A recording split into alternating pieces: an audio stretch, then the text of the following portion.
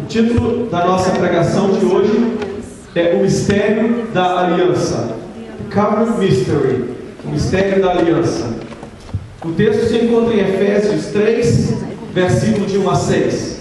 Nós terminamos antes do Natal e do Ano Novo, nós terminamos o capítulo 2 e hoje nós vamos iniciar o capítulo 3 e o versículo desta noite se encontra em Efésios 3, de 1 a 6, versículo de 1 até o versículo 6. Nos diz o seguinte a palavra de Deus: por esta razão, eu, Paulo, prisioneiro de Cristo Jesus por amor de vocês, gentios, certamente vocês ouviram falar da responsabilidade imposta a mim em favor de vocês pela graça de Deus. Isto é, o mistério que me foi dado a conhecer por revelação, como já lhes escrevi em poucas palavras. Ao ler isso, vocês poderão entender a minha compreensão do mistério de Cristo. Este mistério não foi dado a conhecer aos homens de outras gerações, mas agora foi revelado pelo Espírito aos santos apóstolos e profetas de Deus, significando que, mediante o Evangelho, os gentios são co-herdeiros com Israel, membros do mesmo corpo e co-participantes da promessa em Cristo Jesus. Amém. Pode se sentar. Meus irmãos, nós encerramos o versículo 2, o capítulo 2 há algum tempo atrás, não é verdade? E nós falamos a respeito do fato de que todos nós, tanto gentios quanto, vou usar essa expressão, perdoe-me, porque nós agora entendemos que não existe gentios, existe somente um povo, né? Não existe judeu e não existe gentio, existe somente um povo agora, depois da vinda de Cristo, porque ele rompeu a parede que separava, tá? Eu vou fazer um parênteses aqui, porque ainda no dia de hoje existem muitas igrejas por aí ensinando que existe um amor especial de Deus por um grupo de pessoas chamadas judeu. Nós temos que entender claramente que não existe mais. Deus não faz exceção de pessoas alguma. Deus ama todos igualmente. E a diferença que existia entre judeu e não judeu foi rompida, foi de uma vez por todas tiradas, quando Cristo estava na cruz e que ele disse: está consumado, agora acabou, a parede rasgou, o véu do santuário se rasgou, Deus agora se tornou acessível a todas as pessoas da raça humana. Nós vamos continuar falando sobre isso, mas eu quero só lembrar os irmãos aonde nós estávamos no capítulo 2, quando o apóstolo nos ensinou que todos agora têm livre acesso a Deus. E uma vez, meus irmãos, que o apóstolo Paulo fala isso, que todos nós agora temos livre acesso a Deus, ele inicia falando algo. E ele faz o seguinte, o apóstolo sempre faz isso, o apóstolo Paulo sempre escreve dessa maneira. Ele quer falar uma coisa, mas entre aquela coisa que ele quer falar, ele cria um parênteses para deixar claro para os irmãos o motivo daquilo que ele está falando. Ou seja, ele começa falando assim: olha, por essa razão, eu, Paulo, prisioneiro de Jesus Cristo. Aí ele dá uma explicação a respeito daquilo que ele vai falar, e no versículo 14 desse mesmo capítulo, no capítulo 3, o apóstolo Paulo novamente volta no primeiro versículo, para por essa razão, e ele explica o que ele faz por causa dessa coisa que aconteceu, dessa graça que foi concedida agora a todas as pessoas, independente de raça, independente de sexo, independente de posição social, não é verdade? Independente do status em que a pessoa vivia, não importa mais de onde a pessoa é, para Deus não faz diferença, seja ele africano, judeu, brasileiro, de qualquer raça, ele é aceito por Deus pelo Senhor Jesus Cristo. E o apóstolo Paulo agora, ele inicia o capítulo 3 falando que por essa razão, presta atenção, o capítulo 14 nós vamos ver, ele vai pegar aqui de novo e vai ligar o capítulo 1 com o versículo 1 com o versículo 14. Mas entre o versículo 1 e o versículo 14, ele vai discorrer diversas coisas importantes que nós precisamos entender. Mas eu quero falar para vocês a respeito dessa primeira parte, onde ele fala assim: porque eu, Paulo, prisioneiro de Cristo Jesus. O que o apóstolo Paulo, meus irmãos, está querendo dizer a respeito com essa questão de que Paulo é prisioneiro de Cristo Jesus? O apóstolo Paulo, ele está na verdade em Roma, ele é prisioneiro do governo romano. Você se lembra o que aconteceu? Quando o apóstolo Paulo escreve essa carta, nós aprendemos isso no primeiro capítulo, no primeiro versículo, quando o apóstolo Paulo escreve essa carta, quando nós lemos a introdução, nós sabemos que ele estava exatamente em Roma, ele estava preso, né? Ele havia saído de Coríntios, onde ele havia reunido aquela grande quantidade de bens, de ofertas para a igreja de Jerusalém, que estava em perseguição. Ele levou aquela oferta para Jerusalém. Chegando em Jerusalém, alguns homens daquela cidade, lá em Jerusalém, começaram a fazer um alvoroço. Você lê isso em Atos 21. Eles começaram a fazer um alvoroço com relação ao apóstolo Paulo, a presença dele, dizendo que o apóstolo Paulo estava trazendo gentios para dentro do santuário e que ele estava difamando, que ele estava fazendo coisa, difamando o santuário, ele estava prejudicando o santuário de Deus, porque ele estava trazendo gentios para dentro do templo, né? Então, o que o apóstolo Paulo, aí foi um alvoroço, as pessoas quiseram pegar o apóstolo Paulo e começaram a bater nele. Eles pegaram o apóstolo Paulo e começaram a separar ele. Nisso, os soldados romanos viram, o centurião juntou um grupo de soldados, foi lá, separou a briga e falou: o que está acontecendo aqui? Aí um falou uma coisa, o outro falou outra, foi uma grande confusão. Eles levaram o apóstolo Paulo preso para Cesareia. Em Cesareia, o apóstolo Paulo ficou 2 anos preso. E depois desses 2 anos preso em Cesareia, nesse período ele apelou para César. Ele falou: eu sou um cidadão romano, eu quero apelar para César. E ele foi então acorrentado, como ele já estava, continuou acorrentado e foi levado para Roma. De Roma, ele escreveu essa carta. Mas veja bem, quando ele está escrevendo essa carta, ele diz: eu, apóstolo Paulo, prisioneiro de Jesus Cristo, prisioneiro de Jesus Cristo por amor de vocês, gentios. Meus irmãos, com isso o apóstolo Paulo está querendo dizer muitas coisas. Uma delas é que ele entendia exatamente a soberania de Deus em todas as circunstâncias da sua vida. Com certeza, meus irmãos, nós podemos dizer que o apóstolo Paulo estava sendo prisioneiro de Jesus Cristo por amor dos gentios. Tá? Por quê? Foi porque ele trouxe os gentios para dentro da igreja, porque pelo amor que ele tinha pela pregação do evangelho e o alcance dos gentios, porque ele foi ordenado por Deus ministro e apóstolo para os gentios. Tá? Ele foi então, por amor aos gentios, realmente ele agora estava preso por causa daquele alvoroço, mas muito mais do que isso, porque na sua prisão o apóstolo Paulo pôde escrever este livro, o qual hoje nós temos tanto esclarecimento a respeito do evangelho do Senhor Jesus Cristo. O apóstolo Paulo se tornou uma das figuras principais na exposição do Evangelho. Meus irmãos, ele com certeza, ele não era uma pessoa qualquer. Tá? O apóstolo Paulo, ele era um homem que era de grande educação, um homem de grande conhecimento.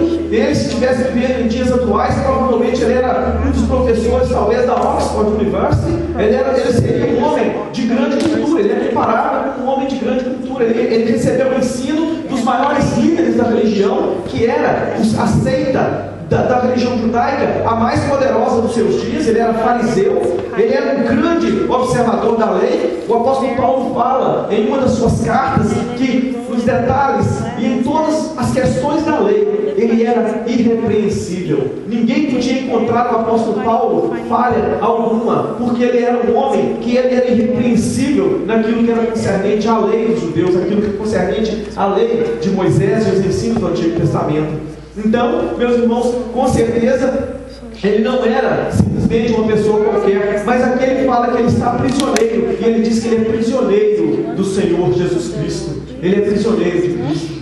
Meus irmãos, o mesmo nós podemos dizer, embora em grandes dificuldades para a gente poder entender tal coisa, que o apóstolo Paulo está aqui mostrando que ele tem pleno conhecimento do poder e da soberania de Deus.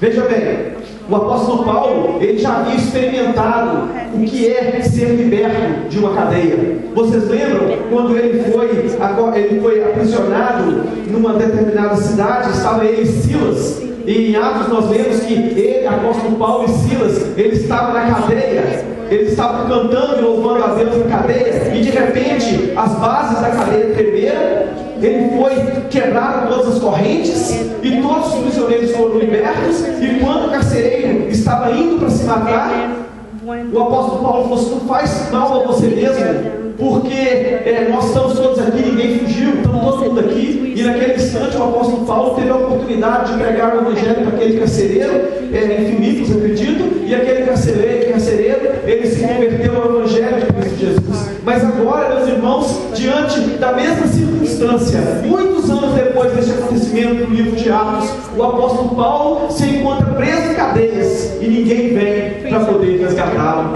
ninguém vem para poder tirá-lo. O que está acontecendo? O poder do apóstolo Paulo acabou? O poder de Deus acabou? O que está acontecendo diante dessa circunstância? Por que então o apóstolo Paulo aqui está sendo preso e ele considera-se prisioneiro de Cristo Jesus e ninguém vem para poder tirá-lo das prisões? É porque ele sabe, o apóstolo Paulo tinha pleno conhecimento da soberania de Deus em todas as circunstâncias da vida. Meus amados, Deus é soberano quando as coisas estão indo bem, mas Ele é soberano quando as coisas estão indo mal. Nós, quando as coisas estão bem para nós dizemos assim: nossa, Deus é soberano. Como Deus é soberano? Deus governa todas as coisas. Grandes bênçãos Ele tem derramado sobre a minha vida. Que coisa maravilhosa. Mas quando as coisas ruins começam a acontecer conosco, quando os relacionamentos começam a criar confusão, quando nós estamos sozinhos, quando nós perdemos o trabalho, quando muitas vezes no nosso plano as coisas não estão acontecendo da maneira como nós gostaríamos, talvez o nosso salário não é o mesmo de antes, agora a economia já não está mais boa. Neste momento é difícil para mim e para você reconhecer a soberania de Deus. Meus amados, neste momento é difícil para nós vermos como Deus é soberano, porque nesse instante nós estamos passando por dificuldades. Mas o apóstolo Paulo disse que não. O apóstolo Paulo disse que ele era prisioneiro, mas ele é prisioneiro de Cristo Jesus, porque ele sabia que quem estava no controle de todas as circunstâncias da sua vida era o Rei Cristo Jesus. Meus irmãos, ele sabia que ele estava preso porque assim era determinado por Deus. Da mesma maneira que se ele tivesse que ser liberto, também Deus providenciaria a forma dele se libertar. Não quer dizer que o apóstolo Paulo não apresentou o seu caso diante das autoridades. Nós falamos na vez passada, no sermão de Efésios, semana passada, que o apóstolo Paulo levou o seu caso para Félix, levou o seu caso para todos aqueles homens de Roma, e ele defendeu o seu caso. Ele disse: eu sou um homem inocente, eu estou aqui, mas eu não fiz nada além daquilo que as escrituras me dizem, me dão autorização para fazer. Mas ele não recebeu e não foi liberto. Dessa maneira, meus irmãos, nós podemos ver que ele sabia que ele estava debaixo da autoridade de Deus, ele estava debaixo do cuidado de Deus, mesmo nas horas de dificuldade do seu viver. Ele sabia que ele estava debaixo da guarda e debaixo do domínio de Deus Todo-Poderoso. Meus irmãos, nós não podemos pensar por um momento algum que as circunstâncias que acontecem em nossa vida são coisas que o diabo faz. Existe igreja onde quando as coisas estão indo bem, é porque Deus está te abençoando, você está do lado de Deus, você está fazendo tudo direitinho. Mas quando as coisas começam a acontecer ruim, o pastor vira e fala: não, você tem que orar mais, tem coisa errada, tem pecado na sua vida. Já aconteceu casos em que alguém da nossa igreja, muito tempo atrás, ela não está mais conosco, chegou para mim uma vez e falou: tem alguma coisa errada na nossa igreja, porque a nossa igreja não está crescendo. Meus irmãos, Deus é Senhor em todas as circunstâncias da nossa vida. Quando a nossa igreja está crescendo ou quando a nossa igreja não está crescendo. Quando nós estamos trabalhando e estamos voltando com um cheque gordo para casa, ou quando nós estamos trabalhando, mas o nosso dinheiro está sendo a conta de pagar nossas despesas. Deus é soberano em todas as coisas. Ele governa todas as coisas, todos os aspectos da nossa vida. Ou então Ele não é Deus. E o apóstolo Paulo continua falando a respeito da responsabilidade que foi imposta sobre ele pela graça de Deus. E aí ele fala a respeito do grande mistério que foi revelado ao apóstolo Paulo. Meus irmãos, existem alguns teólogos que acreditam que o mistério que foi revelado pelo apóstolo Paulo foi o mistério dos gentios serem aceitos por Deus como sendo menos de Israel. Mas existe um outro aspecto que eu gostaria de falar para os irmãos a respeito do mistério que o apóstolo Paulo está falando aqui. A razão pela qual eu falo isso é porque na realidade porque ele diz que esse mistério foi revelado a ele por revelação, foi mostrado a ele por revelação. E meus irmãos, e nós sabemos que a questão dos gentios se tornarem parte da nação de Israel não era nada, não era mistério, estava cheio de referências Sagradas Escrituras a respeito disso. Moisés, na sua lei, ele escreveu diversas vezes a respeito dos gentios se tornando parte da comunidade de Israel. Ele falou assim: olha, os gentios eles podem se tornar parte da nação de Israel através da circuncisão e através da obediência dos mandamentos da ceia, né? Da Páscoa, de guardar a Páscoa. Então, não havia, meus irmãos, nenhum mistério a respeito dos gentios se tornarem parte da nação de Israel. O mistério que o apóstolo Paulo está falando, nós vamos falar a respeito dele daqui a pouco, a respeito de qual é esse mistério que o apóstolo Paulo está falando. Mas eu gostaria de mostrar para vocês a respeito do fato, se caso eu esquecesse, se lembra. E eu quero falar para vocês a respeito do fato que ele falou que esse mistério foi escondido no passado. Meus irmãos, durante todo o passado, durante toda a história da nação de Israel, pelo menos por 2000 anos, assim, antes, né, quando Abraão foi chamado, embora havia aquela questão da promessa que Abraão recebeu, de que na semente de Abraão todas as nações seriam benditas, né? Ou seja, Deus falou para Abraão, quando ele chamou ele, que você, através de você, através do seu descendente, todas as nações do mundo serão abençoadas por causa da semente, daquele que vai nascer de você. Então, meus irmãos, durante muitos e muitos anos, pelo menos durante 1500 anos depois do Êxodo, até que Cristo veio, a nação de Israel, eles ficaram, e também todos os outros países do mundo, eles ficaram desconhecidos. Eles não tinham conhecimento de Cristo, eles não tinham conhecimento a respeito dessa promessa que foi feita para Abraão, essa promessa que foi feita para Abraão, que através de Cristo todas as nações do mundo seriam abençoadas. Quando, meus irmãos, alguma nação do mundo queria se tornar parte, ou alguma pessoa que não era judeu queria se tornar parte, ou queria ouvir a respeito desse Deus, o Criador do céu e da terra, ele teria que viajar ao Oriente Médio, ele teria que ir a Israel e conversar com alguma pessoa de Israel para poder saber a respeito de como adorar, como cultuar, como ser recebido, como restaurar e como ter novamente a sua comunhão restituída com o próprio Deus. Não se havia conhecimento de Deus em nenhuma nação, exceto na nação de Israel. Havia, meus irmãos, o conhecimento de Deus que nós chamamos de o conhecimento que é revelado pela natureza. A Bíblia diz que Deus é revelado na natureza, mas os homens do universo, os homens do mundo, eles não reconheciam o Deus revelado nas Escrituras, simplesmente pela revelação natural. A revelação natural era o suficiente para mostrar ao homem a existência de Deus, mas não é o suficiente para mostrar ao homem como ter novamente a sua comunhão restabelecida com Deus. Para isso, era necessário que uma pessoa fosse até Israel e tivesse contato com a nação de Israel e pudesse, meus irmãos, conhecer esse Deus vivo, esse Deus verdadeiro, e conhecer a maneira de ter a sua comunhão com esse Deus novamente restabelecida, de ter novamente a amizade com Deus. E aqui o apóstolo Paulo fala a respeito do que é esse mistério. Esse mistério, ele chama de mistério de Cristo. E a razão pela qual ele chama do mistério de Cristo, não era simplesmente o fato de que agora o povo que era antes considerado gentio podia ter agora participação junto com a nação de Israel das bênçãos que eram concedidas por Deus. Mas o mistério é que somente através da pessoa de Cristo e nada mais. Este era o grande mistério que a Bíblia fala, que foi revelado ao apóstolo Paulo. Foi revelado ao apóstolo Paulo que todos os rituais do Antigo Testamento, todos os rituais, aquela derramação de óleo na cabeça, aqueles jejuns, aquelas festas, aquelas unções, todos aqueles rituais que eram praticados no Antigo Testamento, sacrifícios de animais, todas aquelas coisas, elas não tinham valor algum. Somente Cristo, e Cristo somente tem valor para a salvação do homem. Este é o mistério que foi revelado ao apóstolo Paulo, que era desconhecido, porque até então, quando alguém se tornava crente em Cristo Jesus, ele tinha que entrar para a nação de Israel e praticar aqueles mesmos rituais.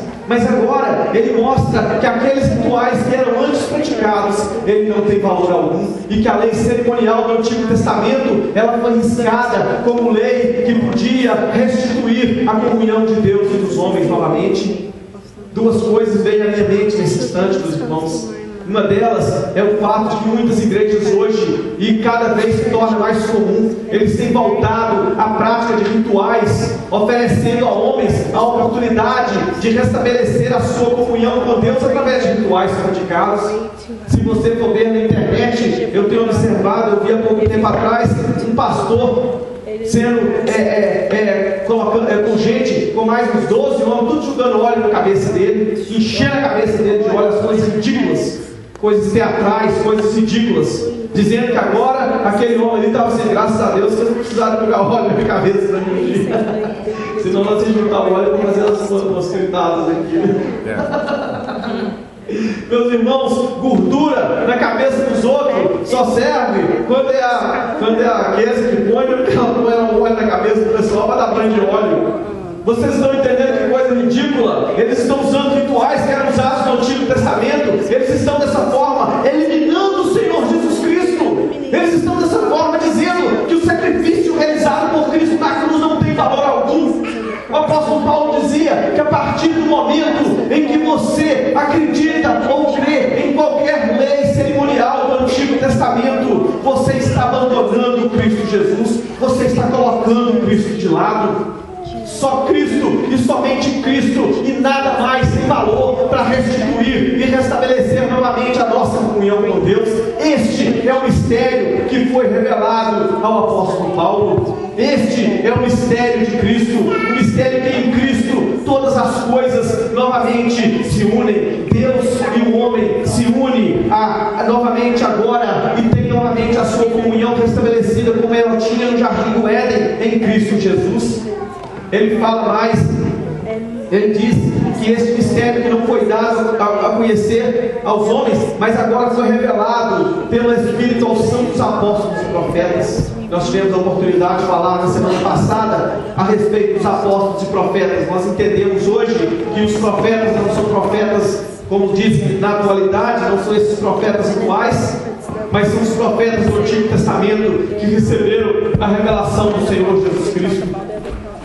É simplesmente a questão é colocada apóstolo em primeiro lugar, porque ele está falando não em questão de cronologia, mas está falando em questão de proximidade, porque os apóstolos eles estiveram mais próximos de Cristo, por isso eles vêm em primeiro lugar, e os profetas vêm logo em seguida, porque eles viram a Cristo, porém de uma maneira mais distante. Mas esses profetas não são esses profetas que nós vemos rodeando as igrejas hoje em dia, falando batatada por aí.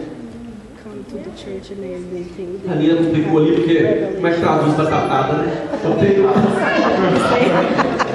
falando das leis, falando coisas que não tem sentido por aí. Mas são os profetas do Antigo Testamento que receberam a revelação de Cristo Jesus. Mas eles entram em segundo lugar nesse texto porque eles estavam mais distantes, eles estavam vendo Cristo de uma maneira mais distante. E aí o apóstolo Paulo continua que os gentios, eles são co-herdeiros do reino de Deus. Eles são co-herdeiros daqueles que são de Israel, do reino de Deus. Meus irmãos, o reino de Deus é presente, o reino de Deus é real, o reino de Deus não é algo que nós esperamos em um futuro distante. Eu estava falando com um irmão lá em casa, a semana passada, no dia essa semana, ele esteve em casa, nós estávamos conversando, e nós estávamos falando exatamente a respeito da atualidade do reino de Deus presente nesse momento. Muitas igrejas, muitas pessoas esperam o reino de Deus como algo distante, que vai acontecer ainda. Mas a Bíblia nos fala que o reino de Deus já é presente. O reino de Deus é onde a vontade de Deus é feita no coração de cada um. Pessoas de todos os países, a Bíblia diz, a promessa do Antigo Testamento é que a glória de Deus e o conhecimento de Deus encheria toda a terra. Meus irmãos, se existir uma pessoa na África, se existir uma pessoa no Gabão, uma pessoa na África do Sul, uma pessoa em Moçambique, uma pessoa em qualquer país da África do Sul, se ali estiver uma pessoa que obedece a palavra de Cristo Jesus e que recebeu Cristo Jesus pela fé como seu Salvador, ali o reino de Deus está presente. Vocês estão entendendo? O reino de Deus agora está ali naquele país e está no meio daquelas pessoas. O reino de Deus, porque Deus reina naquele lugar, Deus reina na vida minha e na sua vida. Se você trabalha em algum lugar e naquele lugar existem muitos incrédulos, você pode olhar em volta de você e falar assim: eu estou sozinho aqui, mas Deus reina naquele lugar. Deus reina porque Ele reina na sua vida. Se você está lá na escola, aonde existe mais incrédulo do que em qualquer outro lugar do mundo, nós entendemos que as escolas aqui nos Estados Unidos são fábricas de incrédulos. Fábrica de incrédulos. E ele tem tanto incrédulo aqui que eles exportam incrédulos para o resto do mundo. Mas se ali você como Daniel, se você crê no Senhor Jesus Cristo, e se você testemunha naquela escola, ali o reino de Deus está presente, porque Deus reina. E agora o apóstolo Paulo diz que aqueles que antes estavam distantes do reino de Deus, chamados de gentios, eles são co-herdeiros do reino de Deus. Eles também têm parte. Eles têm essa palavra co-herdeiro é o seguinte: eles são herdeiros por igualdade. Eles são herdeiros por igualdade. Não tem judeu que vai receber mais herança do reino de Deus do que você, porque ele foi judeu e você não é. Você é co-herdeiro com eles. Você é co-herdeiro com aqueles que antes receberam a aliança. Você é co-herdeiro e mais, né? A Bíblia nos diz que nós somos co-herdeiros com o Senhor Jesus Cristo. Nós recebemos a mesma porção. Aquilo que Cristo recebe, nós recebemos. Aqueles que estão em Cristo recebem o que Cristo recebe. Eu vejo também outro ensinamento errado que anda rondando por aí a respeito da quantidade de bens que nós vamos receber no céu. A quantidade de bens, né? Nós temos aquele ensinamento errôneo das pessoas que acreditam assim: eu vou fazer mais para Deus, porque quando eu chegar no céu eu vou ter um monte de galardão. E os pastores, geralmente, das igrejas que não são como as nossas, né? Eles incentivam você a acreditar: acredita mesmo, faz mais, quanto mais você quiser, mais galardão você vai ter. Meus irmãos, aquele que chegou às 5 da manhã e trabalhou até às 6 da tarde, e aquele que chegou às 5 da tarde e trabalhou até às 5 da tarde, recebe galardão de igualdade. Se você nasceu na igreja, cresceu na igreja e já está com seus 60 anos, e se você converteu na igreja ontem, vocês recebem o mesmo galardão. Vocês recebem a mesma recompensa, porque a nossa recompensa é o próprio Deus. Vocês se lembram quando Abraão foi e tirou Ló, e tirou toda aquela capital, né? Todos os reis de Sodoma e toda aquela região, e o rei de Sodoma falou para ele assim: Abraão, você pode me dar só as pessoas e você fica com toda a riqueza que eu tenho, porque você nos salvou, você nos redimiu, você conseguiu nos livrar da mão daqueles homens maus, daqueles homens reis maus. Abraão falou assim: não, eu não quero nada seu, para que depois você não diga que eu fui enriquecido por causa do seu dinheiro. Aí Abraão foi embora para casa, depois de ter abandonado toda aquela riqueza, que você não quer essa riqueza, e ele foi embora para casa. E quando ele chegou em casa, de madrugada, Deus se apareceu para Abraão e falou assim: Abraão, eu sou a sua herança. Abraão, eu sou a sua recompensa, eu sou o seu galardão. Meus amados, Deus é o nosso galardão, Deus é a nossa herança. Quando você chegar no céu, é Deus que você recebe, e Ele é que recebe você. Ele é a nossa herança, Ele é o nosso galardão. Nós somos co-herdeiros do reino de Deus, nós somos participantes da promessa em Cristo Jesus, que é o nosso último tópico. Nós somos participantes da promessa em Cristo Jesus, a promessa que foi feita não somente para Abraão. Eu ia falar a promessa de Abraão, mas eu quero lembrar os irmãos que a primeira promessa foi feita no jardim do Éden. Hoje em dia existe um grande questionamento a respeito da existência do primeiro homem, se realmente o homem foi criado e toda a terra saiu de um casal lá no jardim do Éden, se realmente existiu tal lugar. Mas eu quero dizer para vocês que é fundamental para a nossa fé a existência de um lugar chamado jardim do Éden. É fundamental para mim e para você a existência de um primeiro casal. Porque, meus irmãos, porque foi naquele primeiro pecado que o homem cometeu, aonde Deus veio para poder salvar o homem. Deus veio ao encontro do homem e falou assim: da sua descendência surgirá aquele que vai esmagar a cabeça da serpente. Lá no livro do Apocalipse, nós aprendemos quem é este que esmaga a cabeça da serpente. E quando Deus fez a promessa a Abraão, Ele disse: aquele que nascer de você, a sua semente, nele serão benditas todas as terras, nele serão benditos todos os povos.